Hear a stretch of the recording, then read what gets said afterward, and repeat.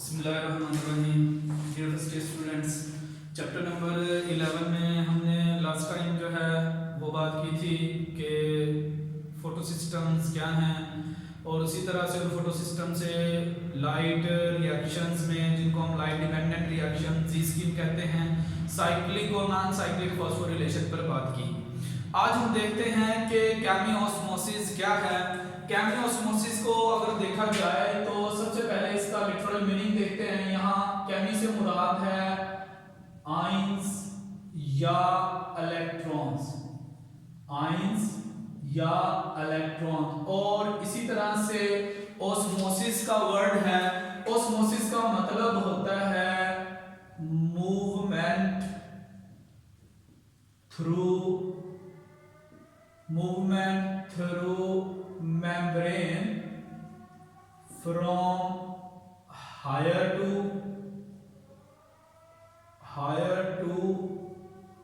lower concentration gradient। यानी इस तरह से अगर हम देखें या इसको हम डिफाइन करें, द प्रोडक्शन ऑफ ATP और antibodies by movement of ions or electrons through the membranes or the membrane coupled reactions, it is called chemiosmosis। यानी हम देखते हैं कि membranes में जैसे आयंस या इलेक्ट्रॉन अपने हायर लेवल से लोअर लेवल की तरफ मूव करते हैं, एटीपी के मॉलिक्यूल्स की प्रोडक्शन होती है, इसको नाम दिया जाता है केमियोस्मोसिस।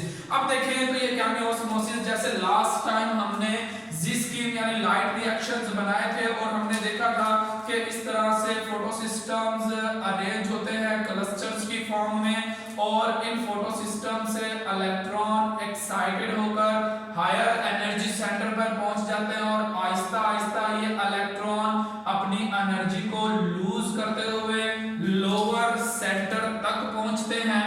और हम इस तरह से देख रहे थे कि ये अगर हमने इलेक्ट्रॉन ट्रांसपोर्ट चेन जो बनाई थी जी स्कीम यानी लाइट रिएक्शन में, इस लाइट रिएक्शन की जो इलेक्ट्रॉन ट्रांसपोर्ट चेन है इसमें हमने कहा था ये प्लास्टोक्यूनिन है और इसी तरह से साइटोक्रोम और ब्लास्टोसियानिन।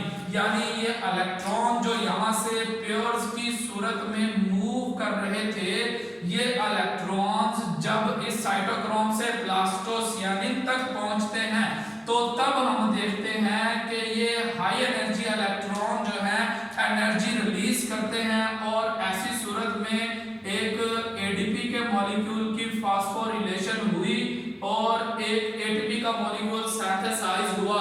इसको भी हम कहते हैं it is called chemiosmosis because the ions or electrons are moving through these proteins carriers that are present in the light reactions of electron transport chain, or these their energy is released and it is used to produce an ATP molecule। तो हम कहते हैं it is called chemiosmosis। इसके अलावा भी chloroplast में और mitochondria की जो थैलोकाइड मेम्ब्रेन और माइटोकॉन्ड्रिया की क्रिस्टी वाली इनर मेम्ब्रेन है वहां पर भी केमियोस्मोसिस होता है। हम देखते हैं वहां पर खास तरह के माइटोकॉन्ड्रिया की जो मेम्ब्रेन है, आगे चलकर हम रेस्पिरेशन में इसकी डिटेल और तफसील से बात करेंगे कि माइटोकॉन्ड्रिया में भी इसी तरह से इलेक्ट्रॉन ट्रांसपोर्ट चेन चलती है। यहाँ पर खास तरह के हम देखते हैं कि कैरियर प्रोटीन्स होती हैं जिनको एटीपी सिंथेज का नाम दिया जाता है, या हम इसी तरह से कहते हैं these are called F1 particle। Actual में these are a specialized protein in the inner membrane of the mitochondria called ATP synthetase। These are the enzymes are the proteins, and when the hydrogen H positive ions from the inner membrane space of the mitochondria in larger amount crosses the inner membrane and move inside the matrix of mitochondria, then the ions are hydrogen ions are moving from area of higher concentration to the area of lower concentration, and ATP synthase uses these energy from higher concentration and synthesize or produce ATP. So it is why it is called chemiosmosis.